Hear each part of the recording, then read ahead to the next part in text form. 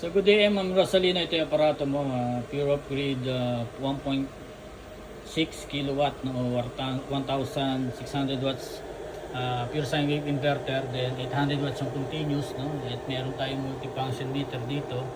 Yan, nakikita mo yung voltage output, then wattage, no? Then at iba pa, may mismong hertz ng kuryente at saka temperature, no? Then ito, meron tayong MPPT 60 ampere. Then breaker ng DC sa solar panel, no? Then sa ngayon yan working. Meron tayo dito electric fan yung load natin, tsaka isang mosquito light. Then pakita ko sa iyo, no, pag natin solar panel, no, so magkaka-harvest ngayon yan. Okay, so pag i-off, napakasimple lang. Alis ka ng mga ilang araw, no? Off mo yung solar panel, then yung breaker ng MPPT, no, sa battery yan. Then yung inverter, no? So umaandar pa rin yan kahit wala namang MPPT, no? Kasi ibig sabihin magka-separate talaga sila. Ito kasi ang purpose nito talagang i-convert yung battery to 12 volts to 20 volts. Okay? So patayin natin yung inverter. Yan, okay na yan. Wala ka na talagang ano na yan, safety na yan. Then pag i-install mo to, ma'am, no, lagay mo sa wall yan, nakasabit. Then secure mo yung wire, kabit mo dyan. Then ito wala nang nahuhugot, no? So di ko natatanggalin yan, nakaganyan na lang yan.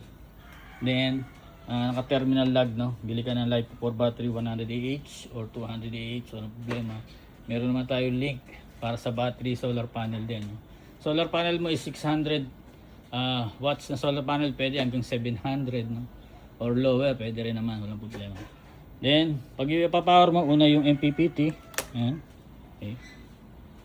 Then yung inverter, okay? So ayan, dito ko sa iyo. Then mandar na rin yung load natin. Okay, then para mag-harvest, mag-charge yung battery mo, no, yung solar panel. Ayan. Para mag-charge siya. So HBD mo dito, yan ay ibig sabihin nakailaw, no? So nag-harvest yung solar panel natin, yan, naka-connect siya. So kapag umabot na ng 14.4 yan, mawawala LED red, mawawala na yung solar panel mo. Ibig sabihin full charge na yung battery mo, no? Then ito is reconnect. Pag umabot ng 13 ulit, bumaba ulit yung voltage, ay magre-reconnect ulit si solar panel. Okay. So low voltage disconnect naman ay 11.5. Pag umabot ka sa 11.5 sa gabi, yung battery mo, mawalan ka ng kuryente, no? Kinabukasan ulit charge nun. So aabot uli ng 1.5 plus 11.5, yun ang reconnection, 13 volts, no? Para umilaw yung LED red, then magkaroon ka uli ng kuryente dyan. Okay.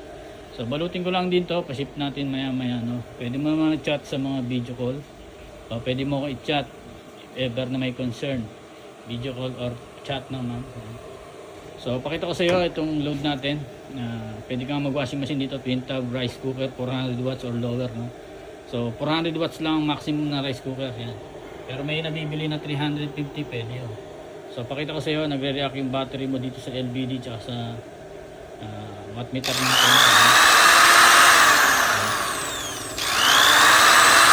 So mas malaki yung battery, mas maganda, no? 200Ah or 100Ah kung walang budget, no? Salamat ulit sa pagtitiwala, Ma'am Rosalino. God bless.